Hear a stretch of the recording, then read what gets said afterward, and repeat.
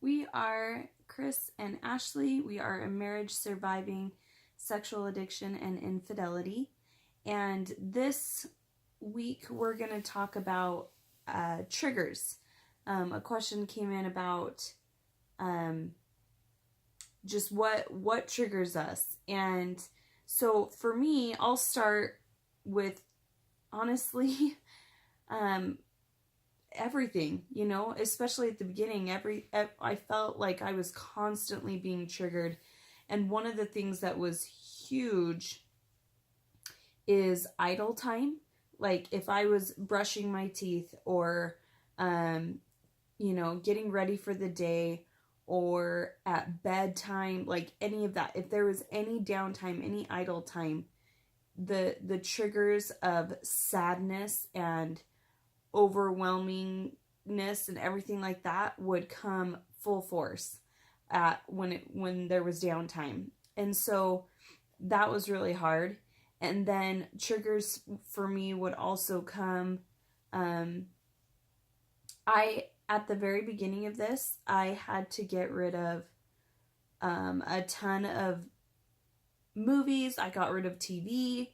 I got rid of music, CDs, all those kinds of things. I just went through and completely purged all of it, because things that I loved growing up, like TV shows and series and stuff, they had so much stuff in there that made my situation, this horrible thing that happened between the two of us, seem so little and minor that they just mocked it, and it became a joke, and it was very desensitizing, that I couldn't handle it anymore. So I went through and I pretty much only watch the Hallmark Channel now, which honestly, even the Hallmark Channel can have a couple of times where it's been triggering. But absolutely.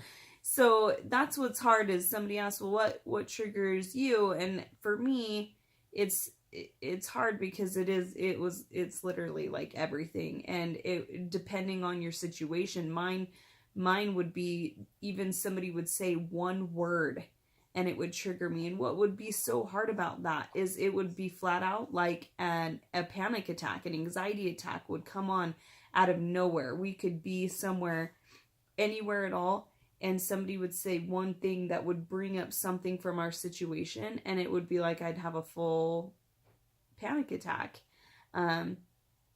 because it would bring up so much hurt and pain that hadn't been processed or healed yet. And so now I would say my triggers come a lot less frequently. There's not a ton of triggers. It takes kind of a whole lot more now to trigger that sadness and trigger my trauma, but it still pops up. It pops up often. So my portion is kind of small, because my triggers, I couldn't narrow it down for anybody even if I tried. It literally was just a roller coaster, and I felt sad all the time. So that would be my triggers, but Chris probably has a whole lot of a different story for triggers.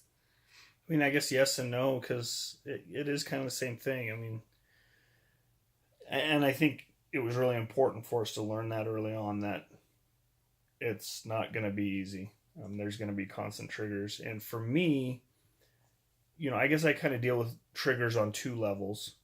There's obviously the sexual triggers, because of the pornography addiction, because of the sexual addiction. There's so many things that trigger that.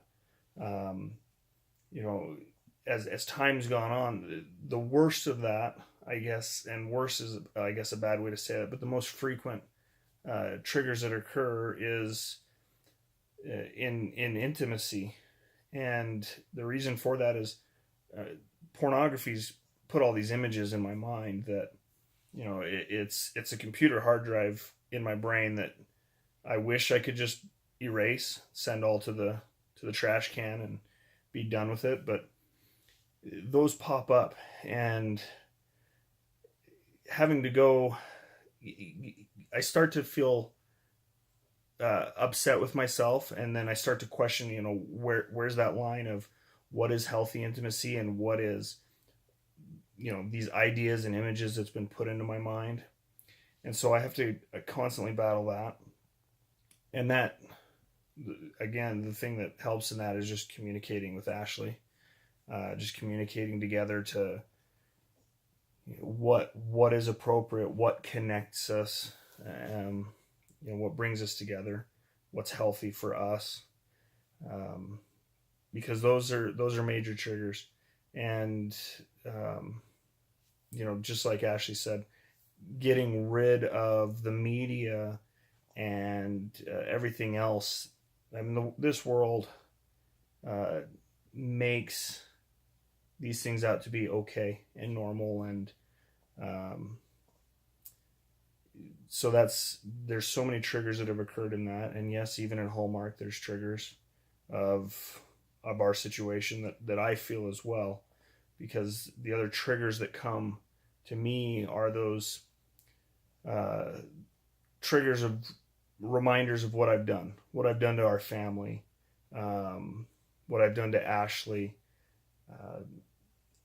and those triggers are very dangerous in their own way, because what addiction does is it thrives on shame and feelings of worthlessness. And so starting to get those triggers of, oh, you broke your wife's heart, you're a terrible husband, problems that created financially, you can't provide for your family, all things that want to kind of drag me down. Because then when you're at your low point is when I feel susceptible to the triggers of pornography and of going to that go-to, that coping mechanism that I've had my whole life of turning to pornography or sexual perversion and addiction. And so, just like Ashley said, there's triggers in everything. And in the very beginning, extremely hard. And what helped me, what helped us, is communication. Does it get better? Absolutely. It gets better with time. But even then, there'll be something that comes about. We'll run into someone that is a reminder of everything that occurred. And it'll come out of the blue. And it'll come on a great day when we're out, we're having fun, we're connecting, and then boom, it'll hit us. It has happened in all scenarios. It's happened in the best of locations at the best of times, and it comes.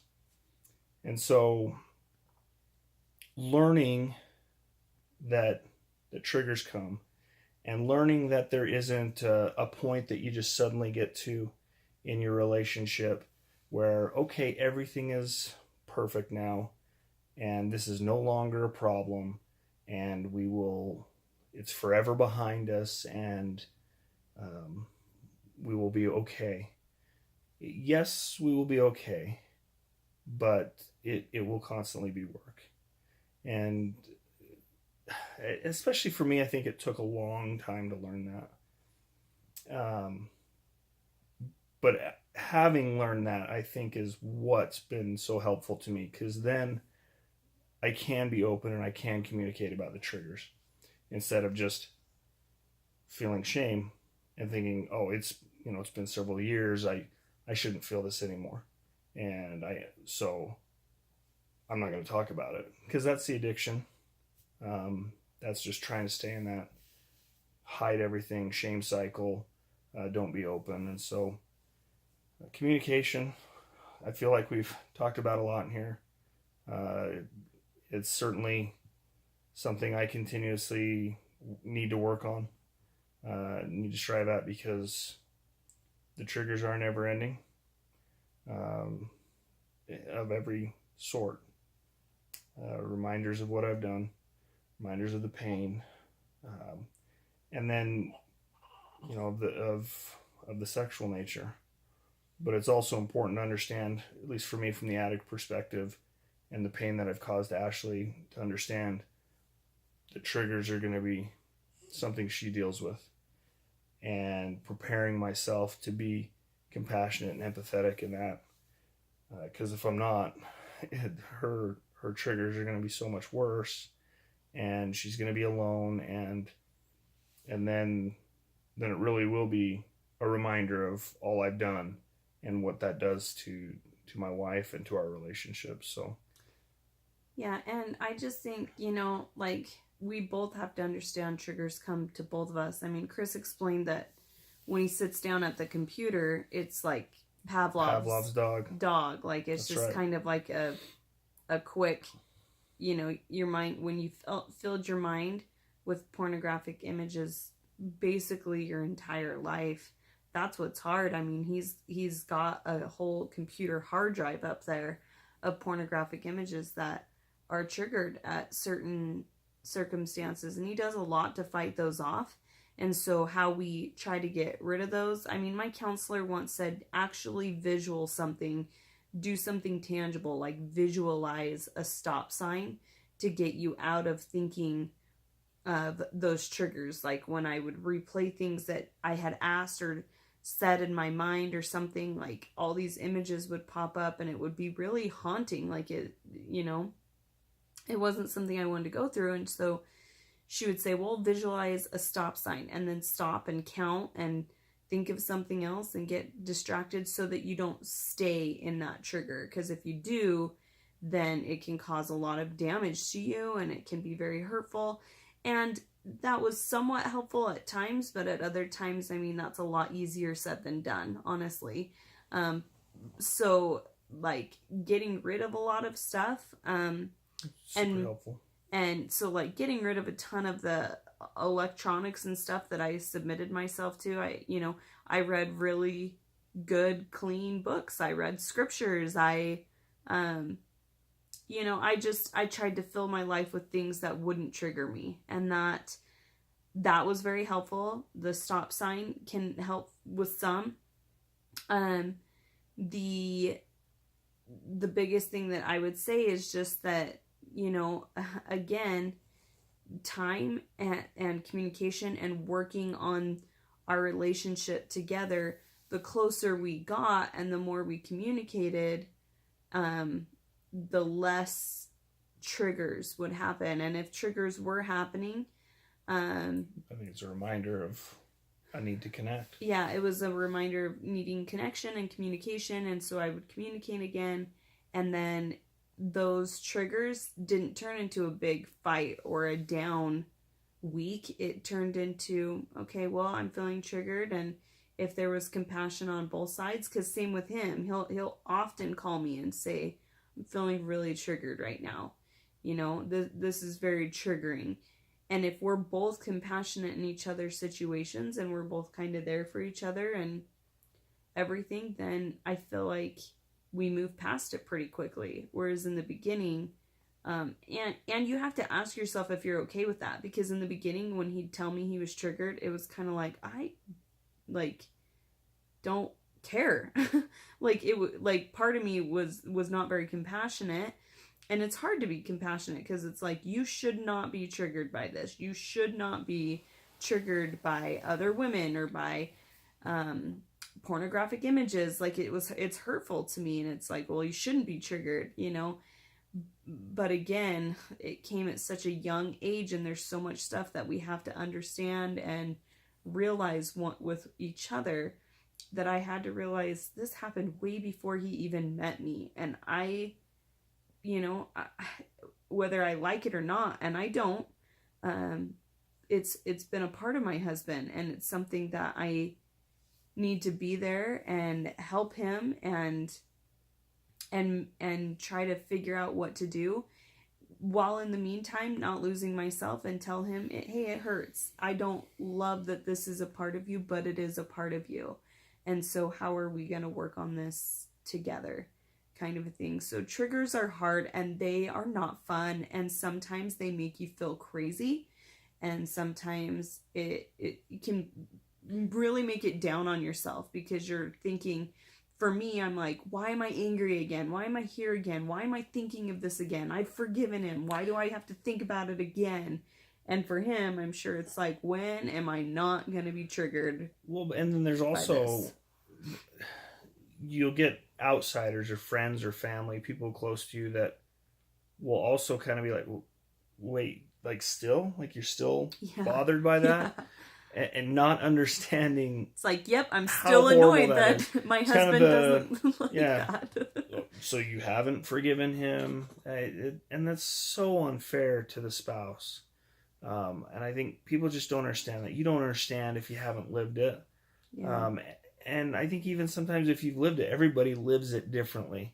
Mm-hmm. And so, when someone's like, "Oh, you're still bothered by that," You or still have bad days? It's like, Yeah. yeah, we're probably going to have bad days till we're gonna have the lots day of them. we die, because it's a hard thing for a couple to go through. So And I don't know, there's so much that could be talked about in this and said about this. And Ashley mentioned something that I wanted to talk about, and I'm glad she brought it up, the Pavlov's dog thing, because literally it is that. It's like that bell rings and I salivate. I sit at a computer, I work at a computer daily, and that's what my life was for so long. And it does, I have to constantly work at that.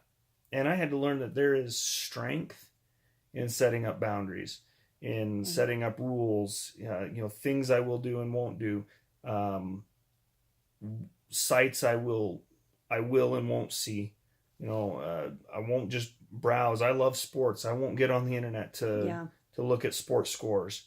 Not unless I'm there with Ashley. that was a big thing before. They call it trolling the internet. Yeah, you're just surfing, and it brought triggers, and it suddenly leads you down a path. Yeah. There's lots of things that we had to change in our life, and we did. And when we changed it, it helped us. And but it doesn't eliminate it. And doesn't make it perfect, not at all, but it helps. It helps a lot. And so we've got lots of other things coming, and we want to keep making more videos, and they kind of keep getting longer and longer because we have so much to say on this topic. I mean, we really do, but we could talk for a long time. Really, if you fast forward to the end, all we can say is triggers are hard. We are sorry for them, because when we experience them, they are not fun, and they can sometimes knock you off your feet. They really can. And that there are a lot of things that you can do. It's just, again, it's work. Everything about this is work. I remember thinking when all this came out, man, like my biggest concern used to be, what am I going to make for dinner? And now my concerns are all over the board, and it's a ton of work, and it's not fun to have to go through it, but I know it has strengthened our marriage in a lot of ways, and it's made us know what we want to fight for and how hard we want to fight for it, and so we do it. But it's a long road, and again, as I always say, but both people have to be willing to fight, because if not, because I think at the beginning, when Chris would set some of his boundaries in place, like you said, it took a little while to figure out there was strength in setting boundaries. Yeah. At the beginning, what I heard him say and what I've heard other people say is like, boundaries feel like punishment, and boundaries feel like I'm a kid. Yeah, you feel like you're giving up freedom. You feel like you're, again, it's that shame thing. It's, I'm worthless. I'm pathetic. I can't do this. I got to be treated like a 5-year-old again on certain things, like because he got rid of his smartphone, he got rid of his Facebook account, he got rid of so many things. So you start to feel like, man, I'm like a child. But the thing is, at the end of the day, if you got to do what you got to do to keep your family, then you do it. If I've got to be with somebody who's constantly triggered by other women, I don't love that. I don't love that at all. But if I want to make my marriage work, and if I want to have compassion, and if I want to understand sexual addiction, then it's something that I live with, and I work with him on it, while in the meantime letting him know what hurts me, what I can handle, and what maybe he needs to tell a friend and not his wife, because some things are too hard for me. So we do it. There's things he doesn't want to do. There's things I don't want to do. I don't love that this is something that we have to battle every day, but I'm here, and he's here, and we work and we fight and we do anything and everything we can to get rid of the triggers so that we're not swallowed up in it. But sometimes they come, and sometimes you fight. It just how it is. Just how it is. But that's that. Yeah. So thank you. Good luck.